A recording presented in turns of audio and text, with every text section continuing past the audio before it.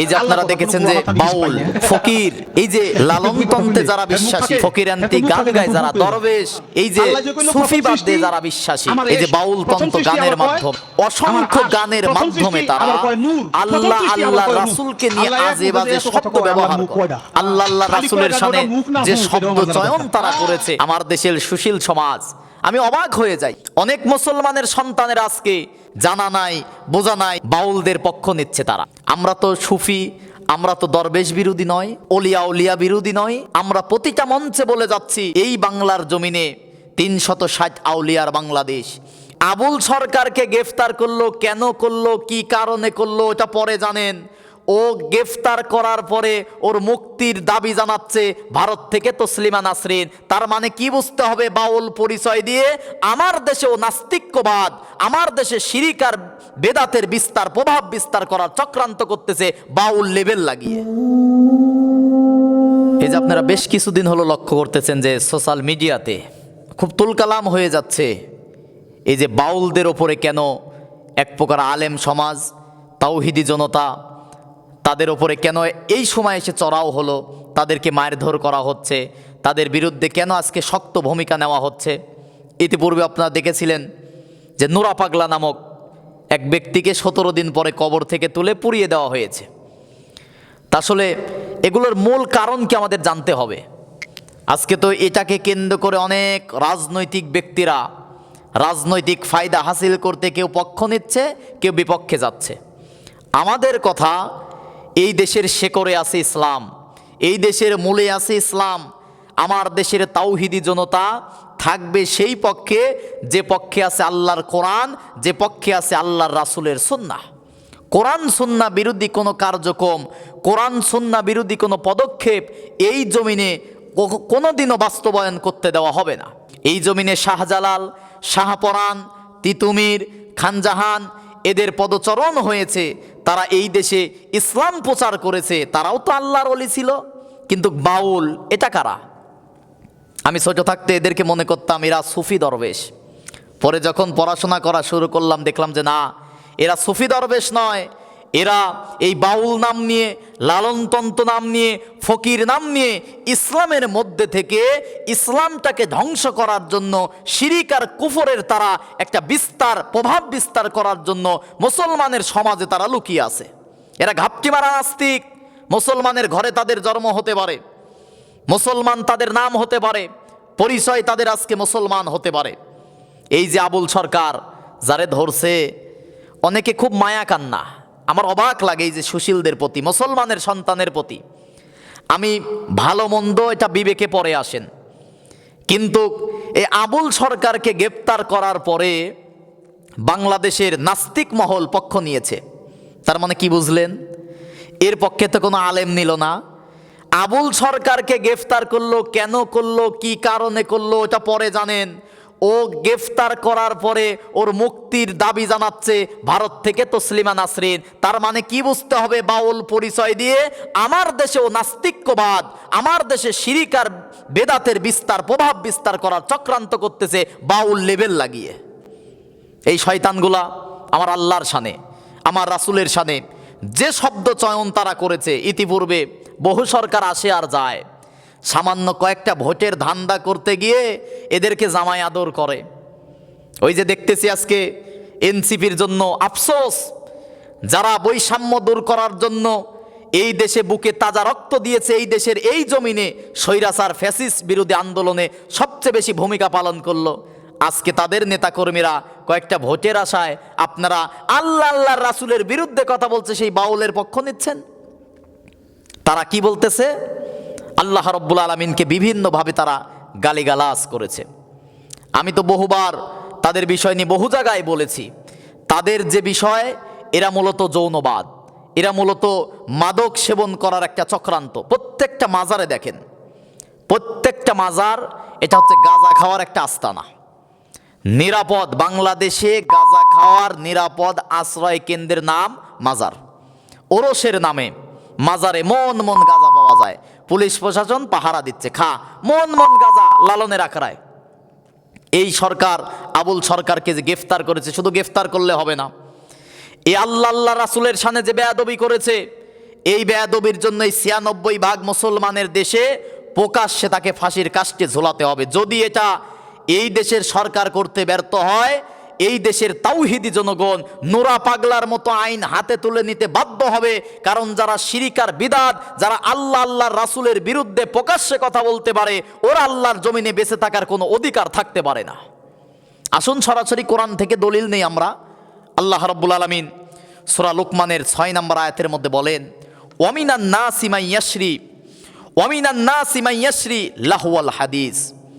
মানুষের মধ্যে এমন কিছু মানুষ আছে, তারা লাহওয়াল হাদিস, মানুষদেরকে কি করে, লিউদিল্লা আন সাবিলিল্লাহি বিগাইরি ইলম, মানুষদেরকে আল্লাহ সম্পর্কে বিভ্রান্ত করার জন্য, ইসলাম সম্পর্কে বিভ্রান্ত করার জন্য তারা কি করে, অশ্লীল শব্দ চয়ন করে, অশ্লীল কথাবার্তা বলে, অশ্লীল শব্দ চয়নের মাধ্যমে। যে বললো না আবুল সরকার, বলতেও তো লজ্জা করে গেল, আল্লাহর শানে কয়ে আল্লাহর কথার কি নাউজুবিল্লাহ আস্তাগফিরুল্লাহ, এই শব্দগুলো বললে ইমান তো গেছেই গেছে, মুসলমানের দেশেও যে এখনো জীবিত আছে এটাই তোর কপাল ভালো, প্রকাশ্যে দিবালোকে ফাঁসির কাস্টে ঝোলাতে হবে।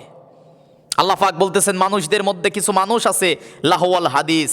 এই লাহওয়াল হাদিসের ব্যাখ্যায় তাফসিরে কাবির আল্লামা ফখরউদ্দিন রাজি, তাফসিরে মাযহারি আল্লামা কারি সানাউল্লাহ পানিপতি রহমাতুল্লাহ আলাই, তাফসিরে ফি জিলালিল কোরআন আল্লামা সাইয়েদ শহীদ কুতুব রহমাতুল্লাহ আলাই, তাফসির ইবনে কাসির, প্রত্যেকটা মুফাসসির ইকরাম এই লাহওয়াল হাদিসে দিয়েছে অশ্লীল শব্দ চয়ন, গান বাজনা, ঢুগি, তবলা সবগুলোকে আল্লাহ রাব্বুল আলামিন হারাম করেছে সূরা লুকমানের ৬ নম্বরের আয়াত দিয়ে।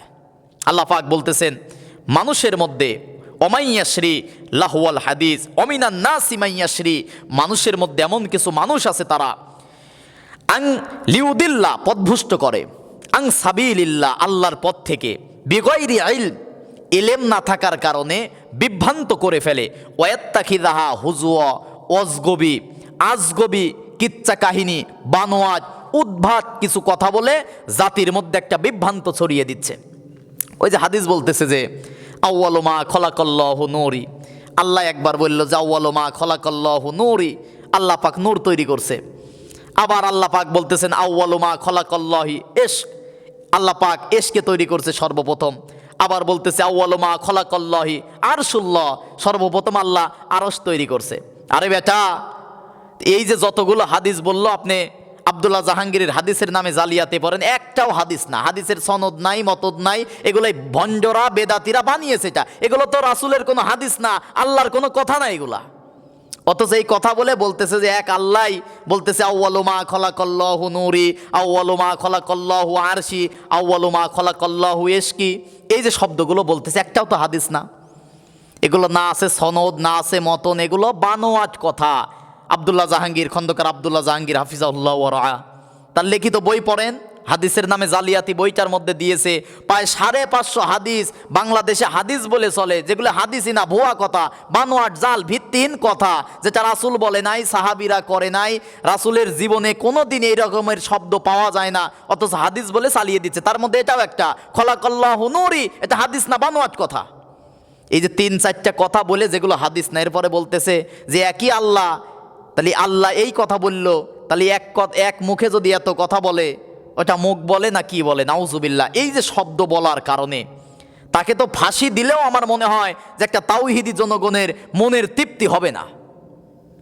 আল্লাহ পাক বলতেছেন কিছু মানুষ তারা আছে, তারা কি করে, লিউদিল্লা আন সাবিলিল্লাহি বিগাইরি ইলম, বিভ্রান্ত ছড়ানোর জন্য, তারা ইসলাম থেকে দূরে নেওয়ার জন্য, তারা মারেফতের নাম দিয়ে তারা শিরিক আর বিদাতের প্রভাব বিস্তার করতে চাচ্ছে মুসলমানের সমাজের মধ্যে। আল্লাহ পাক বলতেছেন ওয়াত্তাখিযাহা হুজুয়া আজগবি কিচ্ছা কাহিনী উদ্ভট কিছু কথা বলে। ওই যে বলতেছে যে আল্লাহ আদমকেও বানালো, হাওয়ারেও বানালো, এরপরে গন্ধম বানানোর কি দরকার ছিল? আরে বেটা, তোমার যে এলেম, এই এলেম নিয়ে তুমি আল্লাহর পরামর্শ করতে যাও, আল্লাহর ভুল ধরতে যাও। বনী ইসরাঈলের মধ্যে আল্লাহ পাক বলেছেন মা উতিতুম মিনাল ইলমি ইল্লা কলিলা, আমি আল্লাহ পাক মানুষদেরকে যে এলেম দিয়েছি যা সামান্য, যেটা কখনো একটা সমুদ্রের মধ্যে থেকে একটা চড়ুই পাখি যে পানিটা নেয়, তার ঠোঁটের মধ্যে যে পানিটা লাগে, ওই রকম এলেম গোটা পৃথিবীর মানুষকে দেওয়া হয়েছে। আর সমুদ্রের যে পানি পরিমাণ এলেম আমার আল্লাহর কুদরতে রয়েছে। এটাও তো বললাম বোঝার জন্য, এই কথাও তো আল্লাহর শানে যায় না, কিন্তু ওই নাস্তিকদের বোঝার স্বার্থে বলতেছি এই কথাটা। সামান্য এলেম, আমাদের তো কোনো এলেম নাই। কলু সুবহানাকা লা ইলমা লানা ইল্লা মা আল্লামতানা, এই যে কথা বলতেছি, এই এলেম আল্লাহ পাক আমাকে দান করেছে, এই ক্ষুদ্র এলেম থেকে আমরা কথা বলতেছি। আর আজকে তোমরা সেই আল্লাহর ভুল ধরতে যাও। আল্লাহ রাব্বুল আলামিন সূরা লোকমানের 6 নম্বর আয়াতের মধ্যে বলতেছেন, অমিনান নাসি মান ইয়াশরি লাহওয়াল হাদিস, যে মানুষের মধ্যে এমন কিছু মানুষ আছে তারা লাহওয়াল হাদিস, গান বাজনা অশ্লীল শব্দ চয়নের মাধ্যমে লিউদিল্লা আন সাবিলিল্লাহ, আল্লাহর পথ থেকে তারা বাধা প্রদান করে। ওয়াত বিগাইরি ইলম, সঠিক জ্ঞান না থাকার কারণে তারা ইলম বাদ দিয়ে তারা বিভ্রান্তমূলক আজগবি কথা বলে। ওয়াত্তাখিযাহা হুজুয়া, হাসি তামাশার মাধ্যমে, কিচ্ছা কাহিনীর মাধ্যমে, মানুষের মধ্যে একটা উদ্ভাট কথার মাধ্যমে তারা আল্লাহর পথ থেকে বাধা প্রদান করে। উলাইকা লাহুম আযাবুম মুহিন, আল্লাহ রাব্বুল আলামিন বলতেছেন এই সমস্ত মানুষদের জন্য আমি আল্লাহ রাব্বুল আলামিন যন্ত্রণাদায়ক শাস্তির ব্যবস্থা করে রেখেছি। এই যে আজকে বাউল সমাজ, এদের কিন্তু মূল থিম মাদক এবং যৌনবাদ। আমরা কিন্তু ইতিপূর্বে এ বিষয় নিয়ে অনেক তথ্য আপনাদের সামনে তুলে ধরার চেষ্টা করেছি। এদের যতগুলো যৌনাচার আছে, এদের মূল ভিত্তি হচ্ছে রক্ত, মলমূত্র, বীর্য। কতটা নোংরা এগুলো দেখলে বুঝতে পারবেন। আমার আল্লাহ পবিত্র, ইসলাম পবিত্র, রাসূল পবিত্র। আল্লাহ রাসূল বলেছেন পবিত্রকারীদেরকে আল্লাহ রাব্বুল আলামিন নিজে ভালোবাসে। অথচ তাদের জীবন দর্শন আপনি দেখেন, যাচাই বাছাই করে দেখেন। এই যে বাউলদের বিকৃত যৌনাচার, এদের ত্রিবেণী নামক একটা উপাদান তারা তৈরি করে। এই ত্রিবেণী মানে 3টা জিনিস দিয়ে তারা তৈরি করে, সেটা হচ্ছে মলমূত্র, বীর্য দিয়ে একটা খাদ্য তৈরি করে। এই ফকিররা এই মলমূত্র, শুক্র, এইগুলো দিয়ে তারা একটা খাদ্য তৈরি করে। এরপরে দেখা যাচ্ছে পঞ্চামৃত, এদের একটা খাদ্য আছে। বীর্যের সাথে দুধ, মধু, দই ইত্যাদি মিশিয়ে বাউলদের একটা খাদ্য তৈরি করা হয়। এরপরে আরও যেগুলো তারা তৈরি করে অসংখ্য আছে। প্রেম ভাজা একটা বিষয়ের নাম দিয়েছে তারা, প্রেম ভাজা। বিশেষ করে লাল সাধন, শ্রেত সাধন, মহাজনী, তেল সাধন, অন্ন সাধন, এইগুলো দিয়ে তারা বিশেষ করে প্রেম ভাজা। এরা যৌন সহবাস করার পরে এরা বিশেষ করে সেই বীর্য দিয়ে তারা কি করে, আটার মধ্যে বীর্য ফেলে সেটা মিশিয়ে সেগুলো দিয়ে রুটি বানায়। নাউজুবিল্লাহ। যেটা সাধারণ মস্তিষ্কে আমাদের, যেহেতু সোশ্যাল মিডিয়াতে ভিডিওগুলো যাবে, এগুলো অনেকেই পরিবারের সাথে দেখবে, এগুলো শব্দচয়ন করা আসলে ঠিক না। লাল সাধন বিশেষ করে মেয়েদের প্রস্রাবের জায়গায়, নাউজুবিল্লাহ, এগুলো শব্দগুলো আমরা না বলি।